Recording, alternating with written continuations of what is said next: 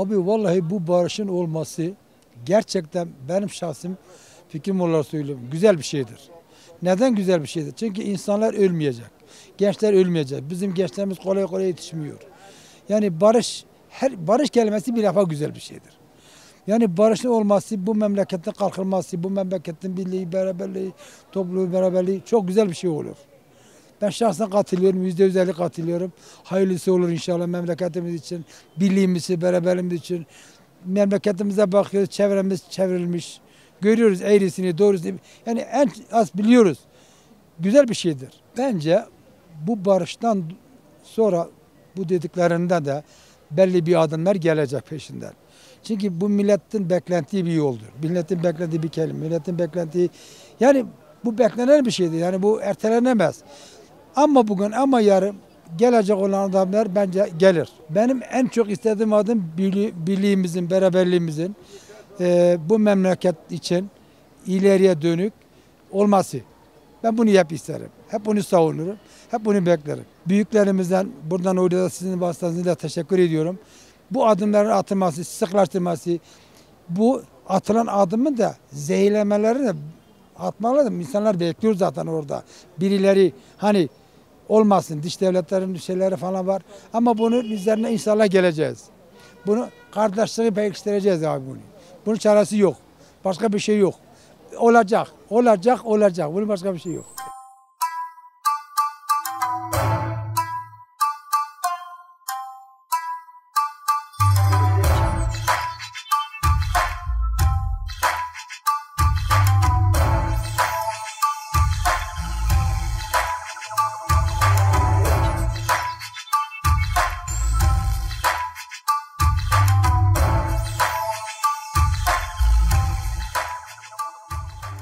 Şimdi bizde beklendiği bazı konular var Türkiye'de. O adımları attık mı? Attık. PKK gelen mesela Kandil tarafından silah herkesi gözünün önünde bıraktı mı? Bırakıldı. Peki bu silah bırakıldı mı? Ne için bırakıldı? Ortamda bir barış sağlasın, otursunlar, konuşsunlar, çözülsünler. Bunları kalkıp da oturmasalar, çözmeseler o zaman PKK niye silah bıraktı? Ondan dolayı silah bıraktı. Abdullah Öcalan'ın lafından dolayısıyla feshedilmesi PKK feshedildi. Doğru mu? Feshedildikten sonra da şimdi bir süreç arıyoruz. Bir adım Türkiye'de bekliyoruz. Hangi? Türkiye'de bizim gözümüz önünde bir adım atılmamış. Şu anda ne yapıyorlar? Bizim analarımızı Kürtçe konuşarak yasak ediyorlar. Bizim hani diyor ki biz sizi seviyoruz. Kardeşiz. Böyle kardeş sizinle olmaz. Böyle kardeş sizinle birlikte olmaz. Kalkıp da bizimle kalkıp analarımızı Kürtçe konuşarak siz bizi susturmaya çalışıyorsanız bizi susturamazsınız. Asla onu denemeyin. Susturmayı diye susturmuyorsunuz. Bir süreç hepimiz istiyorsanız kardeşçe bir süreç yaşamak istiyoruz. Herkes adımını atması lazım. Siz de adımını atacaksınız. Ne adım atmışsınız? Hangi bir konuda bir adım atılmamış. Doğru mu? Hangi bir şey yapılmamış? Biz de istiyoruz bu savaş olmasın, biz de istemiyoruz kan dökülmesin, biz de istiyoruz analar ağlamasın. Ama buna yetki olarak sizsiniz, biz değil. Her şey sizin elinizde. Önümüzde adım atarsanız biz önümüzde adım attık, siz de atmayı bekliyoruz. Ne adım atmak istiyorsunuz? Biz de ona göre biz de görelim. Gelen cezaevlerdeki hepsi bırakmasını istiyorsunuz. Şu anda Salatin cezaevinde hangi bir suçu da yok. O da şu anda cezaevinde. Abdullah Öcalan bu sürece hatta Bahçeli bir konuşma yaptı. Abdullah Öcalan meclise gelsin, mecliste konuşsun. Hadi bırakın da gelsin mecliste konuşsun. Madem ki sizin ağzına çıkmışsanız o ağzın baklavayı ortada çıkarın. Abdullah Öcalan'ı bırakacaksınız, gelecek mecliste konuşacak. Bu savaş, bu mavaş duracak, bir kenarda duracak. Hangi bir savaş olmayacak. Siz bunu bizde beklemiyorsanız kusura bakmayın, sonra daha kötüsü de olabilir. Hem de daha çok kötüsü de olabilir. Bunu da farkındasınız herhalde. Şimdi onu da bırakalım bir kenara. Siz şu anda YPG'den ne istiyorsunuz? Silah orada bırakılsın. Silah YPG bırakılmaz. Neden bırakılmaz? İŞİD'lerle savaştı. O kadar can verdi. Can verdi. Oraya aldılar, bazı mekanlar kendine aldılar. Şimdi bu mekanları sizde susturmak için diyorsunuz silah bırakmış. O silah bırakmasa çözüm olmaz diyorsunuz. Hayır. PKK'lisinde bir alakanız yok. Hangisinde bir saldırısı yok. İŞİD tarafında o YPG oradadır. O YPG kalkıp da size silah bırakırsa, kalkıp bir çözüm sağlıyorsanız siz burada 1000 senede beklersiniz, 85 tane 5 tane 1000 silah bırakılmaz. Benim şu adam atılacak. Bak şu herkese bilse herkese biliyor. Bütün siyasetçileri bırakılacak. Bu madem ki PKK bu kalkıp da bu feshedilmişse bu silahlarını gözünün önünde yakmışsa ona da bakarak ona göre hareket etmesi lazım. Bütün siyasetçileri bırakacak. O da meclis var. Dünya alamı görüyor. Herkes meclisi görüyor. Meclise konuşacaklar. Çözüm ne varsa çözüm orada olacak. O çözüm orada sağlanacak. Başka bir şekilde çözüm sağlamazlar. Yani istemiyorsan daha eskide daha beter olsun. İstemiyorsa bunu yapmak zorundadır bunlar. Cumhurbaşkanı, milletvekiller, hatta mesela bak bizim çok zoruma gitti. Yemin ederim çok zorumuza gitti. Ya ben şimdi tekrar söyledim de tekrar söylemek istiyorum. Ya siz çözümün üzerindesiniz ama dilimizi karşındasınız. Kürt kardeşim diyorsunuz, hiçbir alakanız yoktur Kürt kardeşinize. Sizi İngilizce, Farsça, her şey dilinize saygısı varsa biz sizinle beraberiz, sizinle beraber her yola geliyoruz. Bizim dilimizi yasak ediyorsa bunu kendinize hata buluyorsunuz. Bizden bulmayacaksınız. Kusura bakma. PKK terörist diyordun. Hadi bakalım. Terörist şu anda PKK diyordu. Silah bırakmış. Adım atsanıza beyefendiler. Siz orada ne bekliyorsunuz? Kime bakarak da bize önleme geliyorsunuz? O zaman biz de böyle bir adamı sizi değerlendirmek istiyoruz. Anlayalım ki bu barıştır. Anlayalım ki gerçekten bu çözüm sağlayacak. Siz çözüm ancak böyle sağlayabilirsiniz. Başka şu şekilde sağlayamazsınız. Her şeyi PKK tarafında tek bırakamazsınız. Tekle olmaz. Onu herkes dünya bilmesi lazım. Dünya da zaten bunu biliyor. Siz bunu ancak yaparsınız. Bütün siyasetçilerimizi bırakacak, mesleğe gelecek. Konuşacaksınız. Devlet Bahçeli dediğin gibi Abdullah Öcalan gelsin mecliste konuşsun diyorsa bırakacaksınız, o zaman gelecek mecliste konuşacak, orada çözüm sağlanacak. Bu olmazsa çözüm sağlanmaz. Ancak bu çözüm sağlanır.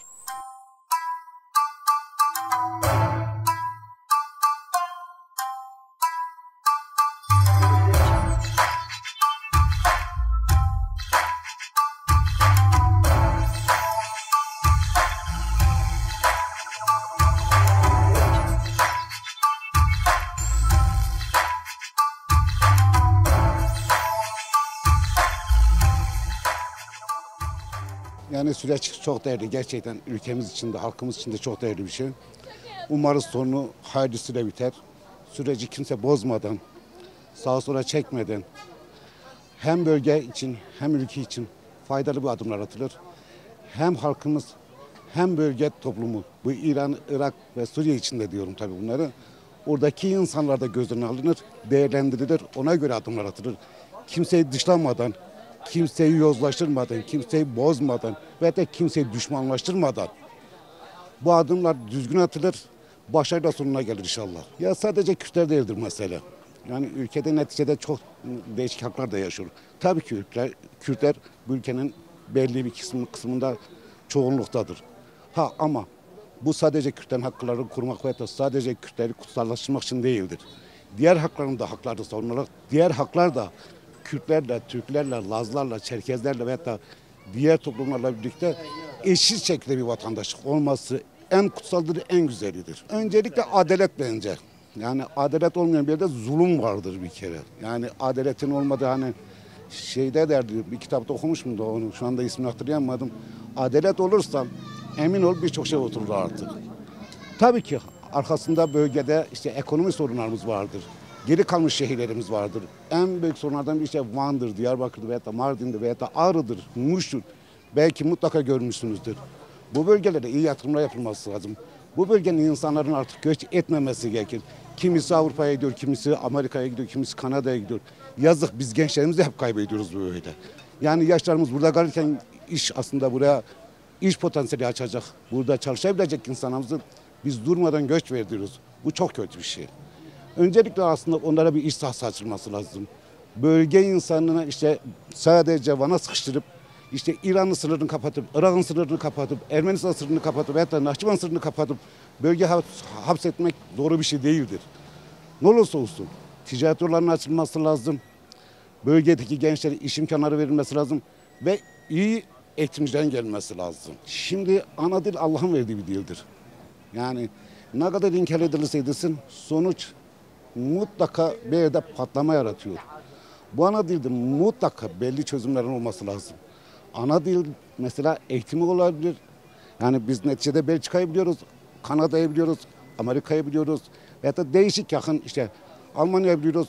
Nasıl insanları ikna ettiklerini, nasıl insanları yetiştirdiklerini gördük bunları.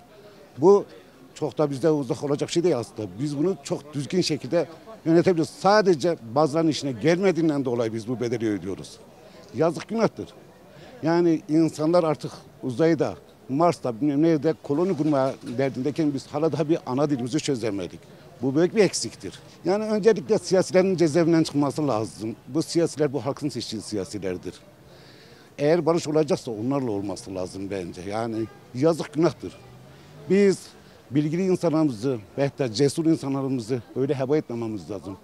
Bizim artık ölümden ve da birbirimizi vurmaktan hiçbir tarafın fayda görmediğini gördük.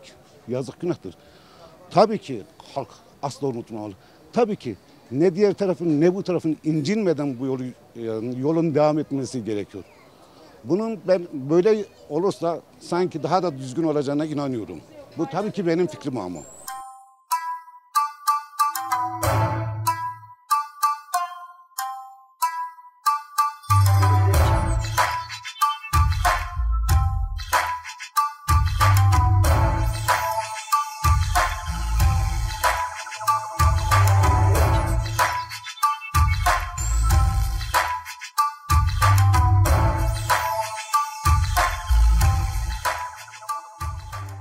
Bu süreç böyle giderse yani olumlu değerlendiriyoruz. Yani tabii iki ülke arası, iki Kürtler 40 yıl boyunca zulüm gördü. Bu zulümler yani bu zulümler dursun yani bu savaş dursun, bu kan dursun yani herkes istiyor yani. Bir tek ben değil yani bütün Kürt halkı bunu istiyor. İnşallah böyle devam eder, güzel bir sonuç alırız. Öncelikle bu süreçte yani kanın durması iyi bir olumlu yani. Bunu iyi buluyoruz. Artı bir de bunların bu komisyon kuruldu mecliste. Bu komisyonda da iyi bir sonuç olursa eğer iyiye gider diye düşünüyoruz yani. Hepimiz tek umudumuz bu yani. Bu komisyon özellikle bu tutukluların serbest kalması. Başta Başkan Selo olmak üzere yani hepsinin serbest kalması, özgürlüğüne kavuşmaları. Tabii ki ana dilimizde istiyoruz yani okullarda bir ana dilimiz olmasını tabii ki istiyoruz yani. Çünkü bu dil bize Allah tarafından verilmiş yani herhangi kafamıza göre konuşmuyoruz yani hepimiz gördüğünüz gibi Kürtçe biliyoruz yani Türkçeyi doğru düzgün konuşamıyoruz yani. Çağrım şudur yani bir an önce iki tarafın da yani bu barışın iyi bir şekilde sonuçlanması, dağdakilerin de onların istediği şekilde evlerine geri dönmelerini yani bu silahların susmasını yani. Mesela Sayın Erdoğan, Sayın Bahçeli, Sayın Abdullah Öcalan bir çözüm süreci başlatmıştır. Bu çözüm süreci eğer devam ediyorsa bunları tebrik etmek lazım. Ayrıca da şey var, Özgür Özel'e de buna da dahil olsun. Herkes, bu taşın altına herkes, küçükten 7'den 70'e kadar elini bu taşın altına koysun. Bu çözüm süreci devam ettirmek istiyoruz. Ama yalnız bizim de bir yaşam hakkımız olsun, biz de istiyoruz. Sadece yaşam hakkı istiyoruz, başka bir şey değil. Bir ana dilde bir eğitim olsun, bir kimliğimiz olsun. Çağrımız budur. Bu çözüm süreci devam ediyorsa Türkiye için, Kürtler için çok güzel bir şeydir. Ama etmiyorsa bunların ikisi de zarar görebilir. Yani kötü bir durumdur. Biliyorsunuz bu İçişleri Bakanı birkaç madde, 66. madde dahil.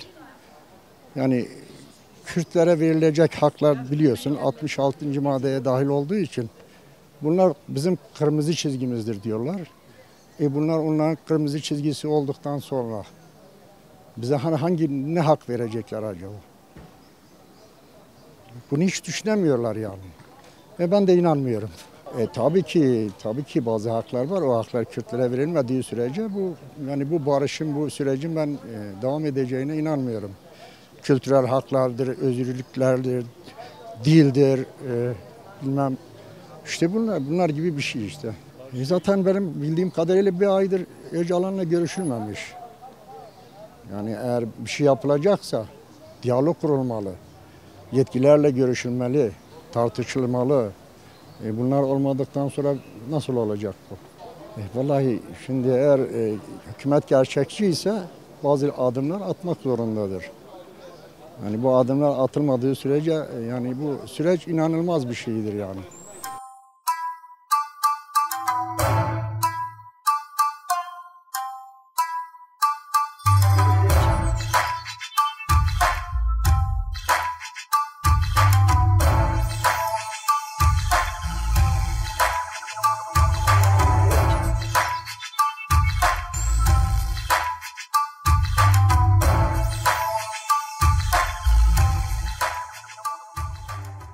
Şimdi 40 senedir devam eden bu çatışmanın sona ermesi için bütün dileğimizdir yani.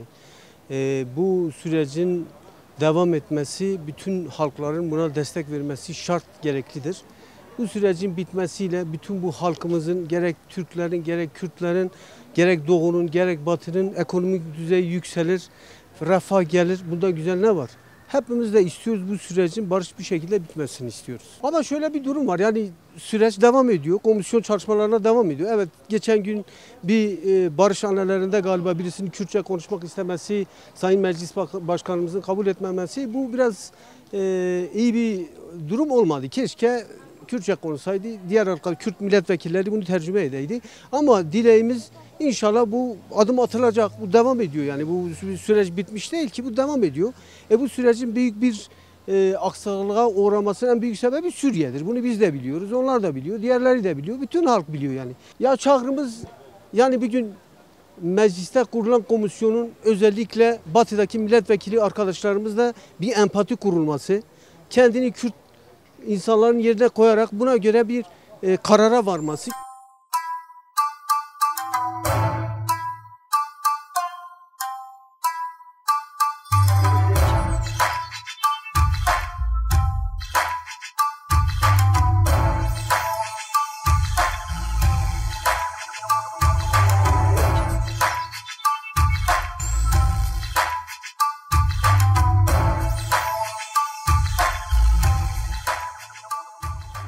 Yani sürecin biz yani bir Kürt vatandaşı olarak, bir Kürt olarak süreci destekliyoruz. Tabii ki bu savaşın bu kanı durmasını istiyoruz. Yani Kürdüyle, Türküyle, Çerkeziyle, Lazıyla biz insana insan olarak bakıyoruz, insan olarak görüyoruz, insan olarak da seviyoruz.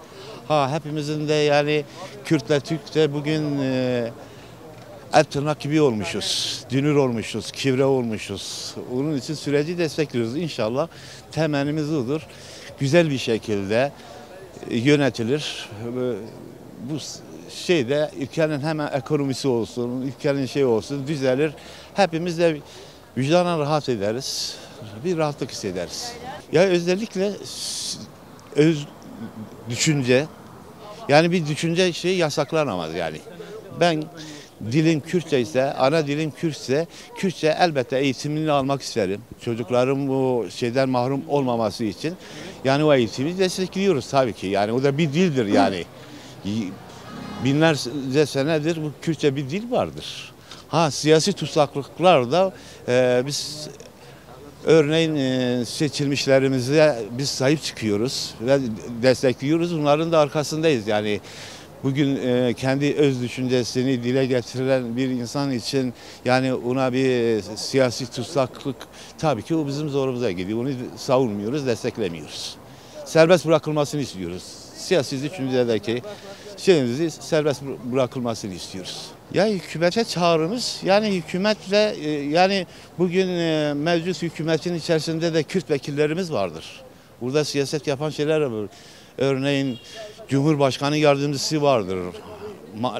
Maliye Bakanı var. Bunlar hepsi Kürttür. Yani onların da yani burada yani bu bölgeyi iyi bilen insanlardır. Bölgeyi iyi tanıyan insanlardır. Bölgedeki yaşayan bu Kürt vatandaşların taleplerinin ne olduğunu bilen insanlardır. Bunların da yani o Kürt şeyindeki seçilmişlerimize komisyonda söz sahibi olmalarını tabii ki bekliyoruz yani. Bu beklentimiz vardır. Ya şimdi bir sürü ortada dönen bir sürü rant var. Aslında bunu bilinmeyen bir sürü rant var yani. Dönen para var. Dönen yani nasıl anlatayım sana abime? Dünya kadar rant var dönüyor. Şimdi bu barışı istemeyen yüzlerce insanlar var. Çünkü öyle bir rant koşturuyorlar ki şimdi bu barış süreci üzerine dünyanın parasını çevirip döküyorlar.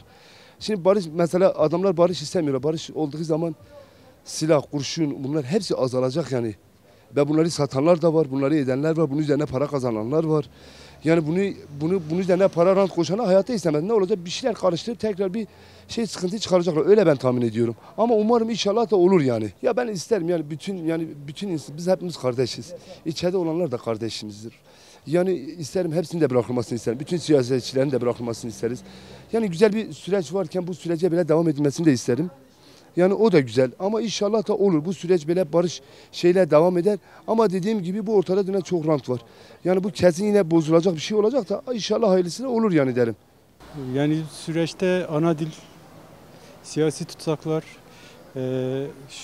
nasıl yani başka istekler var Kürtlerin mesela bayağı istekleri var. Bütün bu isteklerin yerine gelmesi. Kürtler tarafından gereken adımlar atıldı. Şimdi sıra hükümette. Hükümetin gereken adımları atması lazım. Hükümete çağrımız yani Kürtlerin beklentilerinin karşılanması. Yani bu saydığım beklentilerin karşılanması.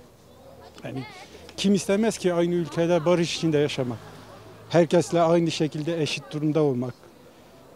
Kimseye üstten yukarıdan bakmamak. Herkes ister bunu. Yani hükümetten beklentimiz budur. Herkesin beklentisi budur.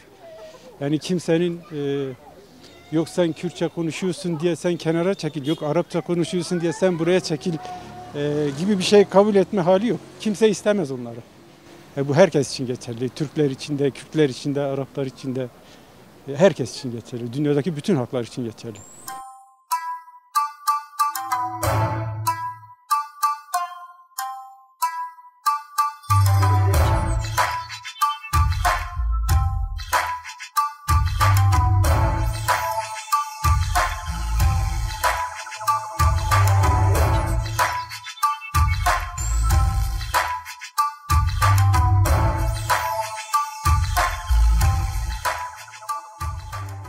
Yani bizim insanımız boşuna hani dağa çıkmadı. Yani silahı alıp dağa çıkmadı. Koşullar hep mecbur bıraktı. Köylerimizi yaktılar, evlerimizi yaktılar, çocuklarımızı. Yani bu süreçte Kürt halkı çok çekti. Türk halkı da çekti tabii ki. Türkler de çekti. Kürt halkı da bu iki halka da büyük bir zulüm yapıldı. Bunların kim sebep olduysa da onların hepsinin birer birer araştırılıp birer birer hepsinin ceza evine girmesini. Çünkü bizi de yakaladılar. Biz de cezaevine yattık. Niye yattım? Sırf Nevruz'a gittim diye. Nevruz biz Kürtlerin bir bayramı. Çok bir şey değil yani. Ben düşünsene bayrama gitmişim. Çoluk çocuğum beni 66 ay 7 ay cezaevinde yatmışım. İşkence görmüşüm. Ayağım kırılmış. Sırf Nevruz'a gitmişim diye. Yani bu süreci tabii ki destekliyoruz. Valla biz de zaten siyasi tutsaklarımızın bir an önce artık çünkü hiç suçları yok. Bu insanların çoğu siyasetçilerimizin bir an önce bırakılmasını istiyoruz. O diğer PKK'li tutukluların da bizim bir an önce onların tabii ki bu halk onu bekliyor. Çünkü bu halkın çocukları sonuçta. Oradaki hani yabancı insan değil bu halkın çocukları sonuçta bu halka bir söz verildi. Barış sürecine girildiyse tabii ki suçu olan demiyoruz ki suçu bunu devlet tabii ki karar verecektir ama devletin hani biraz bu konuda o da artık yani bir şeyleri gevşetmesi lazım. Yani bu siyasi tutsaklar yani tamam süreci başlattın. Tamam biz sevindik. Halk olarak biz sevindik yani.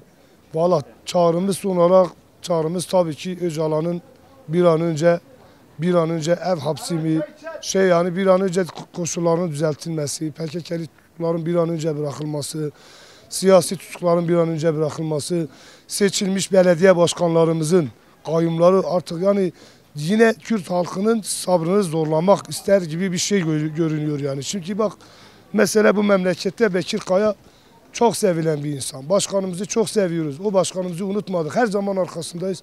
Ama bak yıllardır adam yani çok yani bu Avrupa'ya gidiyor. Avrupa'da görüyor. Bir an önce Cumhurbaşkanı'nda yani isteğimiz Kürtler olarak bir an önce Bekir Başkanımızı, diğer tutuklu bütün siyasetçilerimizi, bu kayyumları biz istemiyoruz. Biz seçilmiş insanlarla yönetilmek istiyoruz. Biz seçtiğimiz insanları başımızdan almasınlar. Kürt halkı onurlu bir halktır. Kürt halkı gururlu bir haktır. Biz şu anda barış süreci olduğu için belki de bu kayyuma katlanıyoruz. Biz hani barış sürecine bir balta değmesin de